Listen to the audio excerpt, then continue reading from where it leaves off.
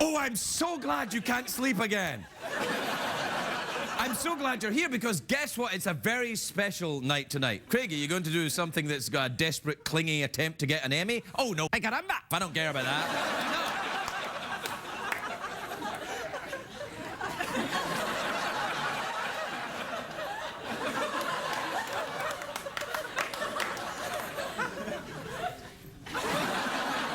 No, we're very excited here because, as you know, I believe love all the people, you know, no matter what their sexual preference or even if they come from Australia. And we're very excited tonight because in Lesbian Row, which is a small area of the audience here where we keep, specifically for, you know, lesbians, we have Australian lesbians!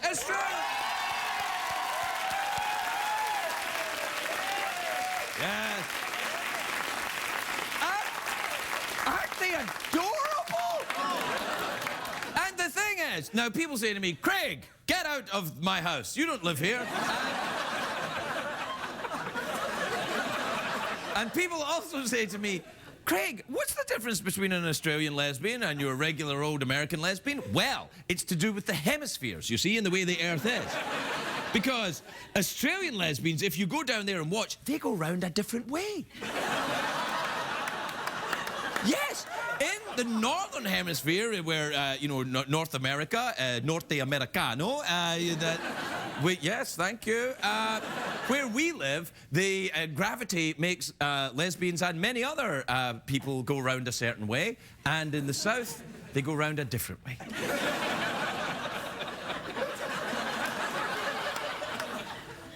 I made that up. There's absolutely no difference except that they were there and I have a noticeable lack of material. And it was something to talk about. I know you're thinking, Craig, that's a cynical approach to television. And I'm thinking, oh, really? There's a non-cynical approach to television? Yes, Craig, television companies care about us. Oh, wait, Crikey dingo. Listen, not only do they not care about you, they don't care about me! And I work here! I'm joking. You know, of course, Jeff, if you'll join me, please. CBS cares. We'll be right back, everybody.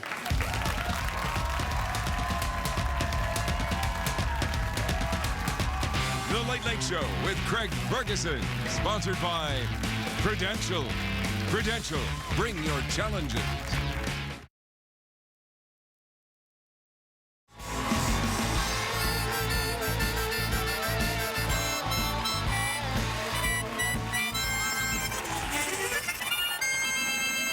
I know what you're thinking. Welcome back, everybody. I know what you're thinking. Craig, you are going at that mouth organ like some kind of crazed Australian lesbian.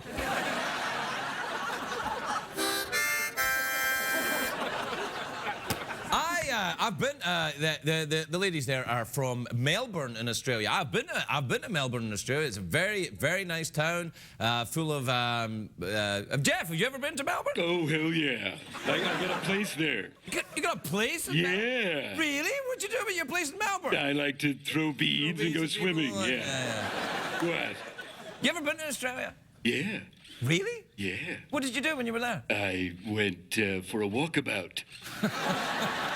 Really?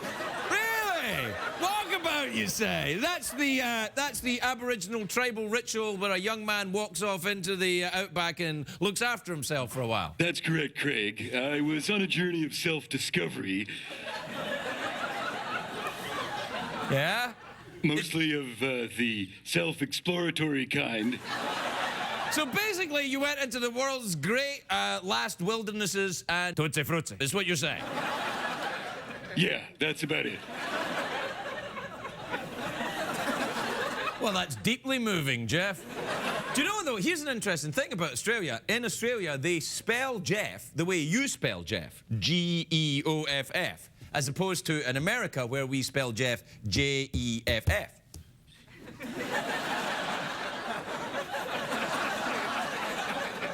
That's the kind of quality late-night entertainment you won't see anywhere else, ladies and gentlemen. The spelling Jeff thing.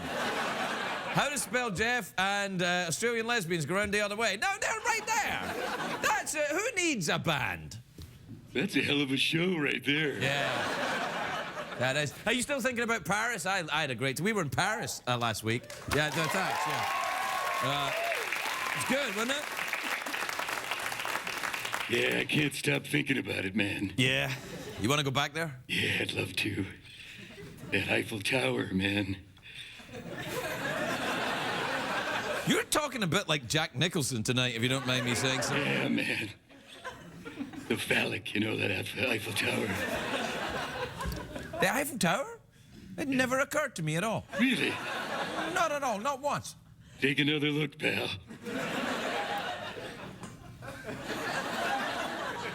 Nope. No, I don't get any of that at all. I don't go for your phallic imagery on this show, buddy. Anyway, we should, you know, what time is it? Oh, yeah. The dingo ate my tweet mail.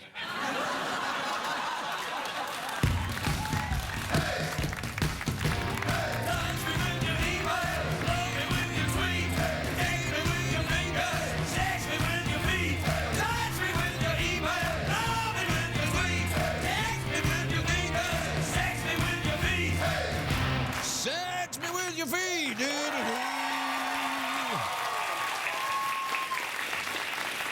All right, let's see what we got here. Oh, by the way, we took the kangaroo testicles to Paris, everybody.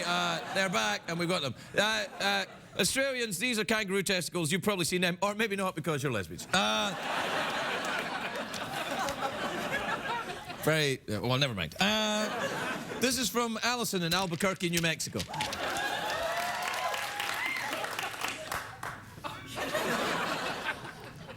Allison says, "Dear Mr. Ferguson." Ooh, terribly formal.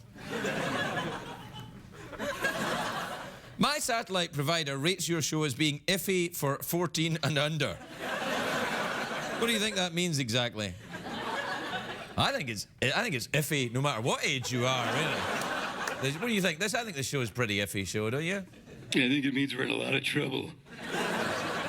I don't know that I agree with that, Jeff. I don't really care. Me neither. Screw it. Yeah, I think people that watch this show know we're the kind of renegade, outlaw, dusty, wandering guys that can't be tied down. Yeah, we're the kind of guys that would go into the Australian outback and take care of business. Yeah, we're kind of like Thelma and Louise. If Thelma and Louise was a middle-aged Scottish guy and a skeleton. Yeah, we're like Oprah and Gail. Yeah. We're like Oprah and Gail. Or yeah, that'll do. All right. This is from Max in Fairport in New York. He says, "Dear Craig, Jeff," and oh, Secretariat. Who's that at the door?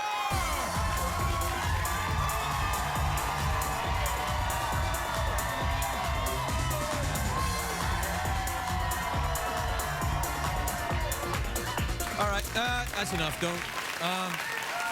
Do you know what, though? Do you know what? In Australia, when this show goes out in Australia, and when Secretariat comes out in Australia, it goes around the other way.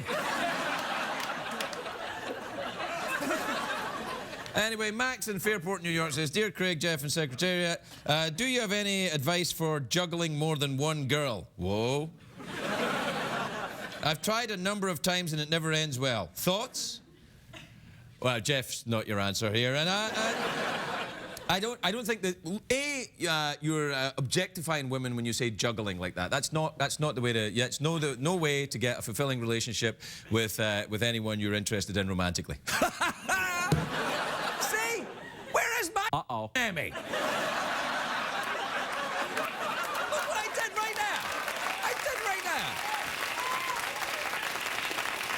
Anyway. The other thing is, you don't, juggling women, I don't have a lot of experience here.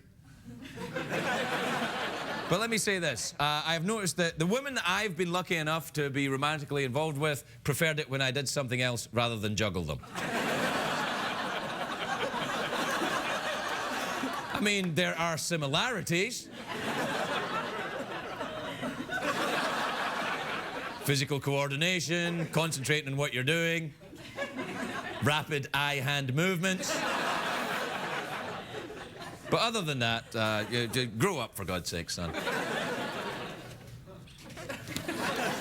This is for Dear Craig and Jeff. It's from Nate, who says, I've noticed that you talk about different locations where Jeff has places. I was wondering how Jeff can go swimming in all these destinations if he's powered by electricity.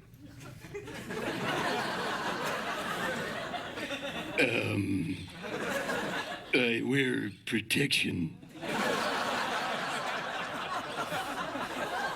Which is also a good idea if you're juggling more than one woman.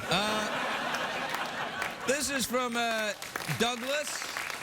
This is from Douglas in Kingston, Jamaica, who says, Dear Craig, my fiancée wants to replace all of our doors with beaded curtains. How can I convince her this is a terrible idea? Is it a terrible idea? I don't know. Do you enjoy a beaded curtain, Jeff? Oh, yeah, I love a good beaded curtain now and again. Go ahead, censors, look it up. We'll wait. Yeah? Yeah. This is from Tim in Pasadena in Maryland? There's a Pasadena in Maryland? I love Maryland. I got crabs there once. Do you know, I just remembered I promised myself that the show wasn't going to be as smutty tonight. Oh, man. I really screwed it up, haven't I? Yeah. You know, I was in Maryland once, too. Uh-oh. I got a beaded curtain. What? What? I know, we made it up, but we're still going to get in trouble because they're not going to believe we made it up. That's the problem. See, we did make it up. It's not a thing, but now we've said it. People will think it's a thing. They're like, yeah, no, that's a thing. And then they'll take it out, and everybody will confuse, like, what the hell's he talking about? And then they're like, oh, it doesn't matter. We're only watching this because the cable's out. Anyway, he says, hi, Craig. My sister is going away to college. How do I make sure she is safe and keep guys from hitting on her? Oh, what an adorable, lovely, protective, hopeless task you've set yourself. How about respecting her to look after herself, all right? No applause, just the Emmy will be fine, thank you. This is, I know we're out of time, but I might as well. You know, there's only one left. You know, if I do it quickly, then we won't be too much over time. So I'll get straight to it, and there'll be no mucking around, and then we won't be over time. I'll just get it done, boom, ba-zing, ding, and we'll be out of here, and you'll have plenty of time to show your little commercials for your boner pills and your ShamWow. Jenny in Tulsa says, Dear Craig, how can I get rid of an annoying relative that won't leave my house? Alimony. We'll be right back, everybody.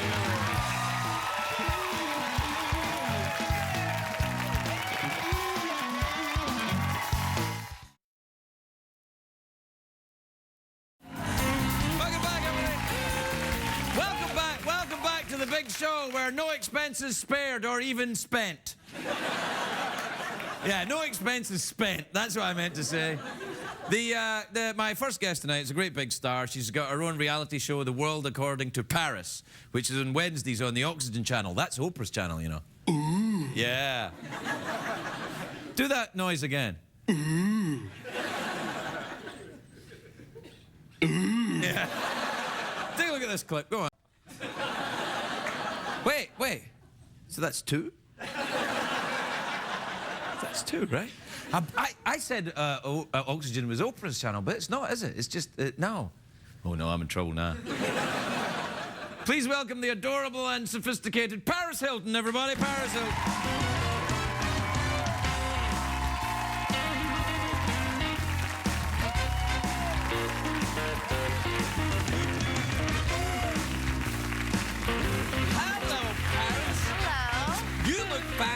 Thank you look you. really nice. You know the look you've got going on, it's a little reminiscent of a sort of 1960s sexy air hostess. Thank you. That's what I... Wasn't really what I was going for. Really? But... No, I think that's a good... What were you going for then?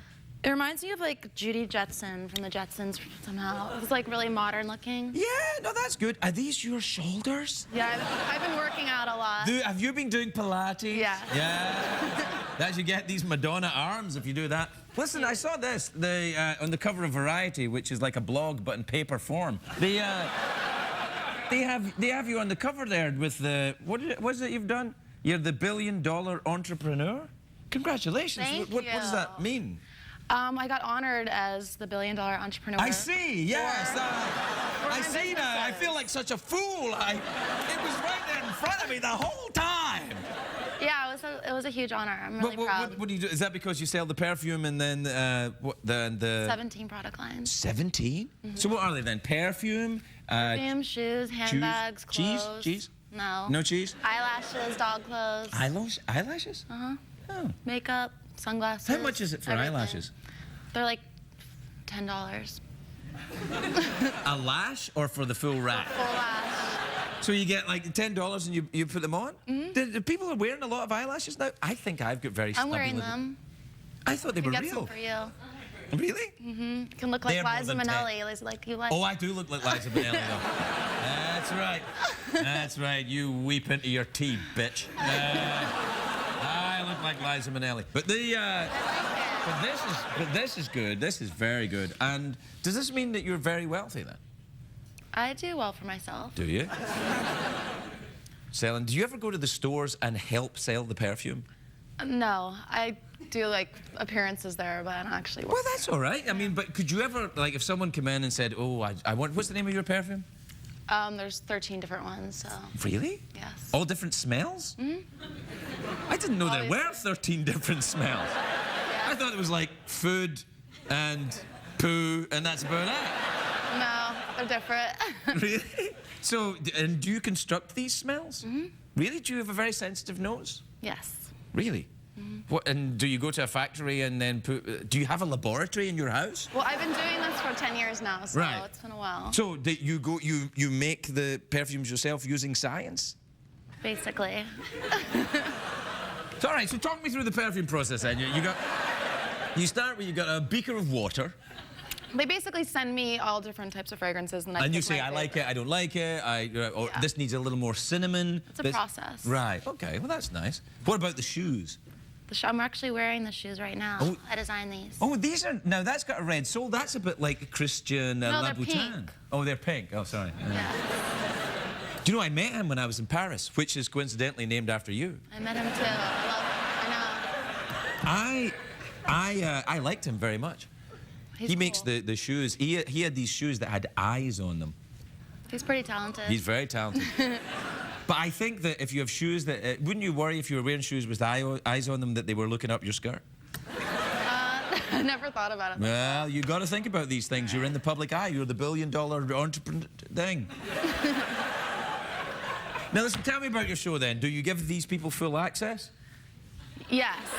There's complete full access. Really? And we show everything. Oh, I don't know. Is that a crazy. good idea? I mean, you know, you got to leave a certain air of mystery. You know, you're a sophisticated woman. You've got to, you know, leave some bits covered up.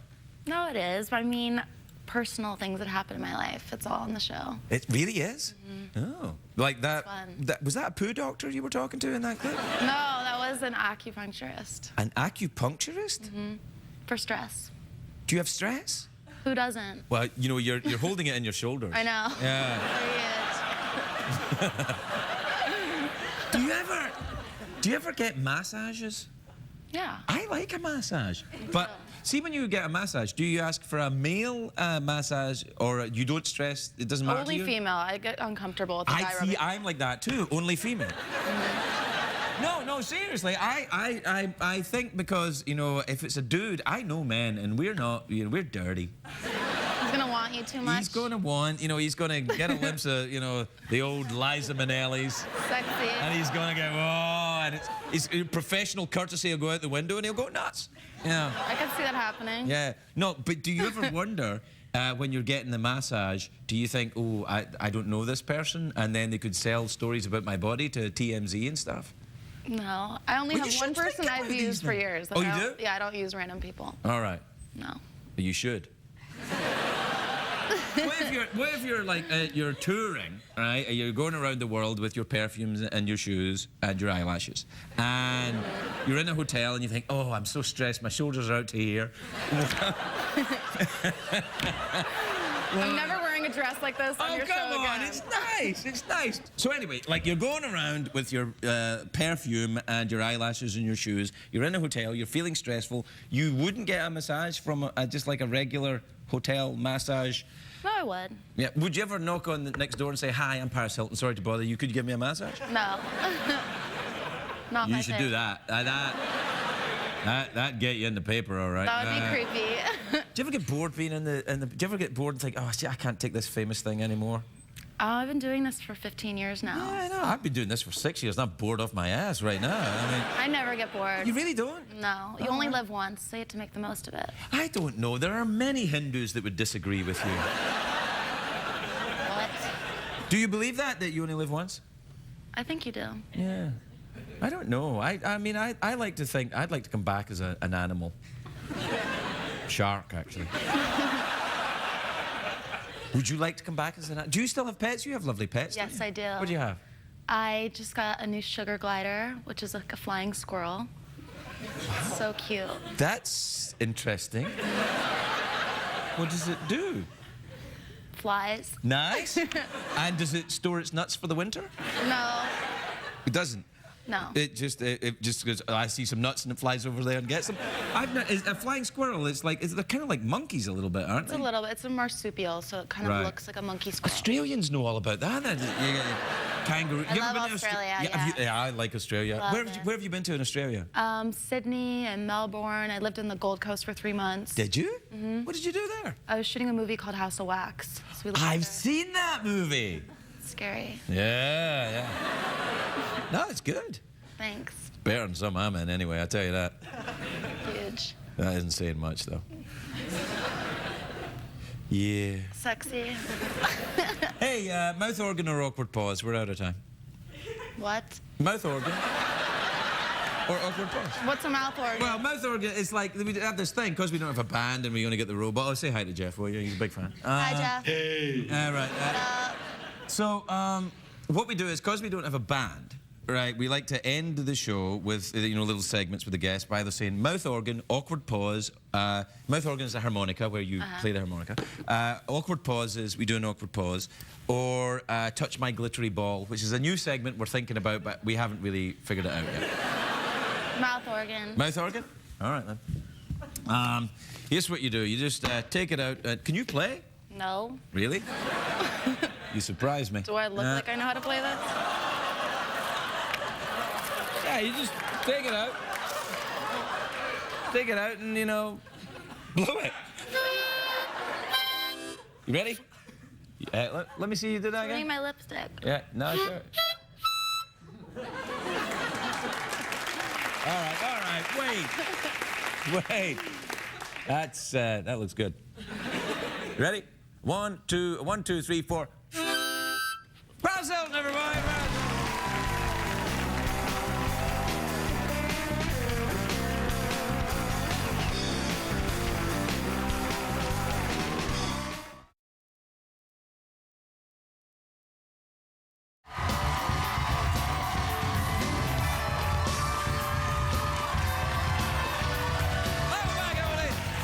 Welcome back to the big show where, during the commercial break there, Jeff and I were living La Vida Loca. Jeff was like, Ricky Martin's gay. I'm like, oh, shut up. It's true. No! My next guest is an extremely talented, genius, clever person. So, good night, everybody. He's a New York Times best-selling author, the 10th anniversary of his excellent book, which I've just started. I've read other ones. I'm just starting this one. Get off my case, Grandpa! I was reading the Harry Potters, all right? Anyway, it's the 10th anniversary of American Gods. It's in stores now. Please welcome the genius of Neil Gaiman, everybody. Neil Gaiman.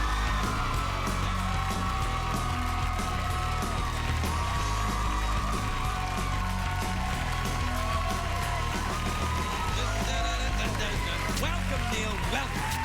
Thank you. Hiya. That's enough. How are you? I'm really good. You seem very relaxed. I can tell by your shoulders. Yes. I wanted the Judy Jetson ones, but they didn't have them in makeup. That's Pilates, man. You've got to do the Pilates to get these. I feel that this is long overdue. I've been following you on the Tweety box, and and you like things that I like. We should probably be, friends or indeed lovers. Absolutely. It's really peculiar because I know all these people who know you, and we have never met. I know, it's a strange thing. It's almost like a romantic comedy starring Tom Hanks and Mel Brooks. Can I be Mel? Yeah. You'd be anything you like, man. I clearly am in a mess tonight for some reason. No, I think because you're on the Tweety, and I just read A Nancy Boys, which you wrote after American Gods. It's not really a sequel, but it's another book with... I'd actually borrowed a character from a book I hadn't written yet. Right. Which was Mr. Nancy. Right. And put him in American Gods, and then got round to putting him in A Nancy Boys, and then everyone went, it's a sequel. And I went, no, it's not. Oh, yeah, all right, it is. Well, see, now, when you're writing stuff, like, for example, you write a book, it's called American Gods. It becomes a classic, and everyone loves it, and you're very clever, and, and all that. But what happens is that the book goes out there, and people form their opinions on what things are in that world which you have created. Does that mean then that it no longer belongs to you? Do you feel it's off in the ether and it's no longer part of you? It's definitely no longer yours. Right. But that's just something I got very, very used to over the years. When I was writing comics, yes, you'd look around and suddenly you'd get people dressed like characters I'd written in comics, and then you'd meet people... You don't need to be passive-aggressive, man. I only did it a couple of times. You were beautiful. No, thanks very much. This is a Sandman thing. I just thought it looked good on me, that's all. But now, it's interesting because you have a following of people not dissimilar to maybe very completely, well, a different type of writer, but... Where are we going with this, Well, Craig? I was going to say that Stephen King has this same kind of fanatical group of people that love everything he does, and you have that too. I do, but I feel much safer with my fans than Steve does. I remember years ago... yeah. You might want to rethink that, actually. Except for him. Yeah. The Stephen King years ago telling me stories about how he, come home and found some strange lady living in his attic. Oh, that happened to me. And I'm so far my attic. I go and check sometimes, but nobody in there. Well, I've read some of your stuff, and the stuff that's in your attic is probably too frightening for people to go around with. Do you... you wrote the Doctor Who's I did. Well, yeah. Which is another weird thing we haven't done. You actually... Knock it off. You actually have a character from my Doctor Who episode on your desk. What, the glittery ball? No. Because I got to bring the TARDIS to life. Yeah, no, listen, I got to tell you... You haven't seen that I haven't yet, seen that yet. I can't spoil it for you. No, well, here's what I do. I'm a hopeless alcoholic. Yes, absolutely. Right.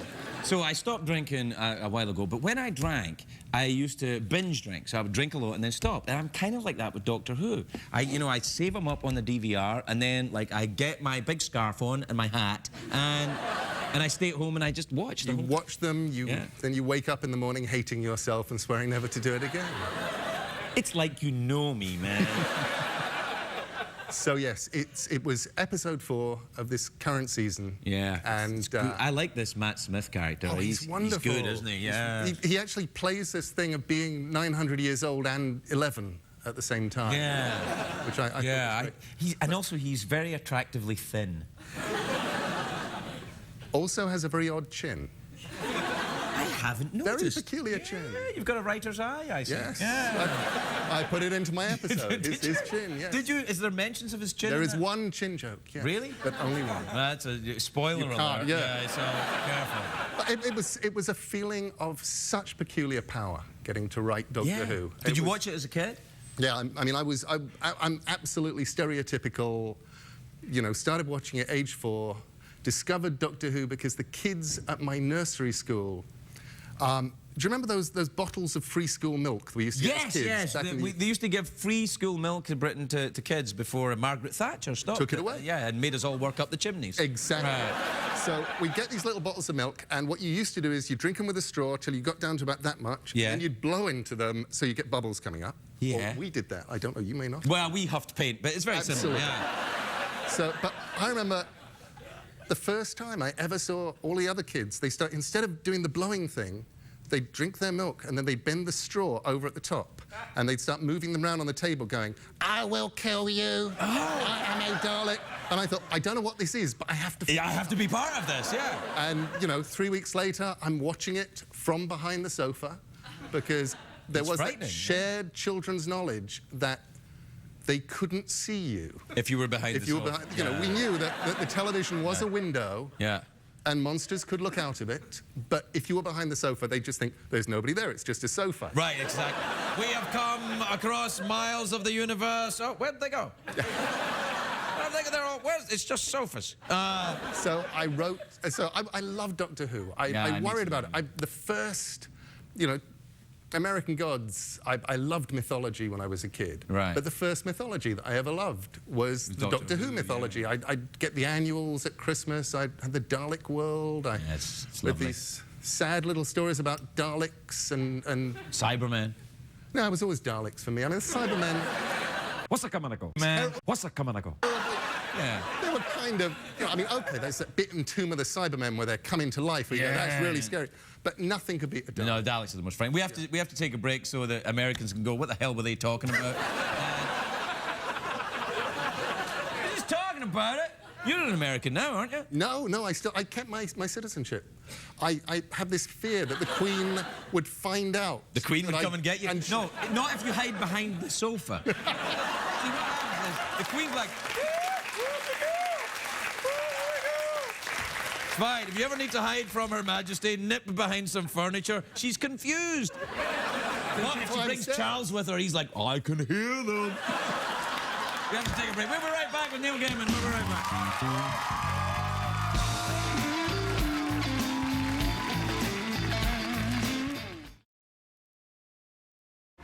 And do you know Steve as well? No, I mean, it's bizarre. That I'm looking at I know, it's the strangest thing. Welcome back, everybody. Welcome back. I'm here with Neil Gaiman. We don't get along. So we know all these people. You know these. You were interviewed last night by Adam Savage from the I Mythbusters. was. Do you enjoy the Mythbusters? I love Mythbusters. Yeah. Mythbusters, it's that sort of deep primal urge to go, we are educating you, we are teaching you, we are making the world a better place by showing you how it works. We're blowing stuff up. Blowing stuff up. Yeah. Now listen, have you spent any time in the company of Jamie Heineman, the one with the moustache? I've spent a little time with Jamie. He sort of glared at me. Yes. That means he likes you. Oh, good. Yeah. No, he does that. He just looks around and that thing moves. It's like it senses the air. You know what I mean? This is the first moment in time I've just realised Jamie Heineman is Cthulhu, isn't he? Yes, exactly. H.P. Lovecraft, very nice. Do you enjoy the H.P. Lovecraft? I loved H.P. Yeah, very nice too. Very scary. Wait, we're not going back to Doctor Who. It's an American writer. Which is like a blogger, except in the olden days. Now, what about the... You know what I loved best about H.P. Lovecraft was What? the way his characters kept writing. And they get... Because you're getting to the end of a really scary story. Yeah. And it's being narrated by somebody and he's writing it. And then he says, in italics, oh, God, I can hear them coming up the stairs right now. They're knocking on the door. And I always think, who keeps writing? Yeah. No, you make a fair point. Yeah, it'd be time. That's time to put your pants on and leave, really, It isn't it? actually is. Out the window. No. Yeah, they keep no. writing. Oh my God! As soon as I finish this, I'm getting crikey.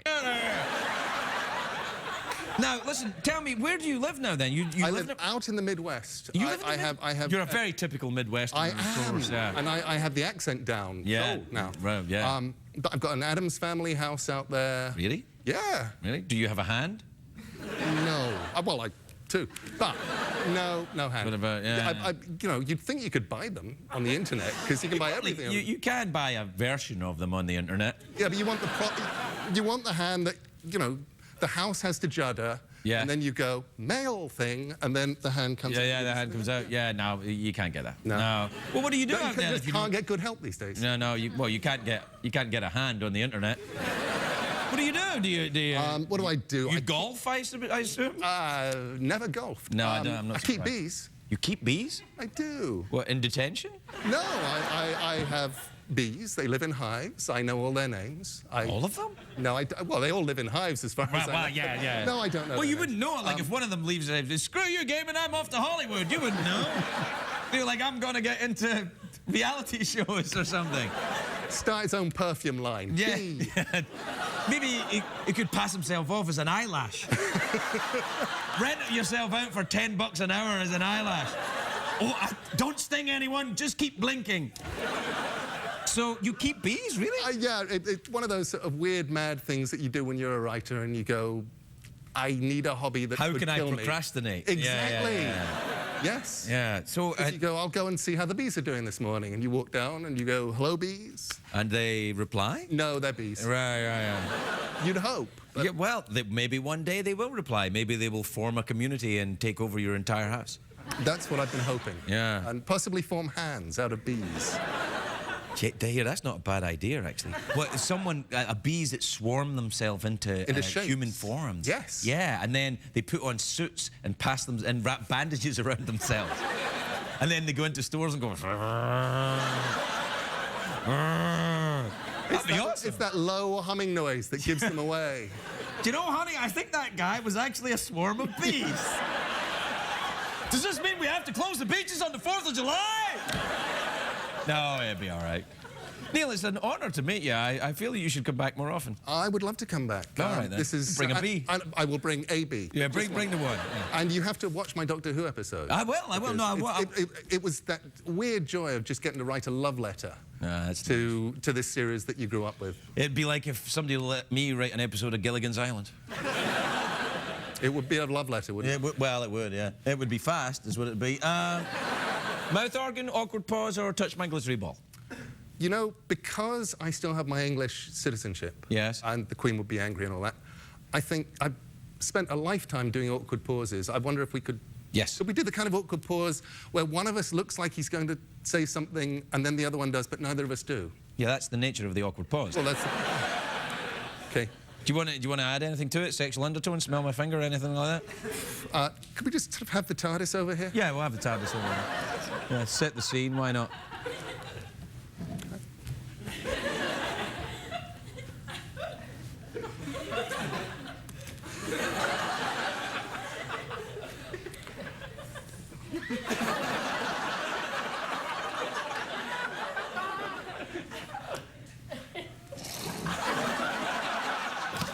Neil Gaiman, everybody, Neil Gaiman.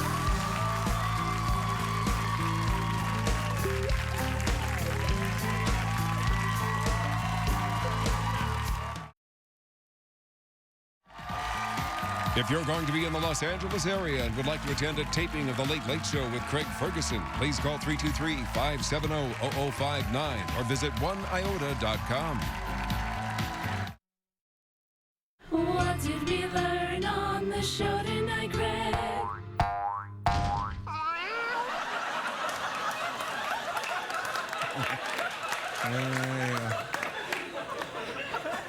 Ooh, that cat made a journey in that kangaroo there. You know, sometimes I can almost feel I feel like I can... I feel like I know what Jeff's thinking sometimes. Craig, can you hear me? Yes. The show was good tonight, Craig. Was it? You did a fine job. And yet it seems like you're in some way frozen in some way. Don't acknowledge it, Craig. I'm reading your mind now. It's nothing to do with my battery being broken. Quiet now. Craig, Yes? you must go to Maryland.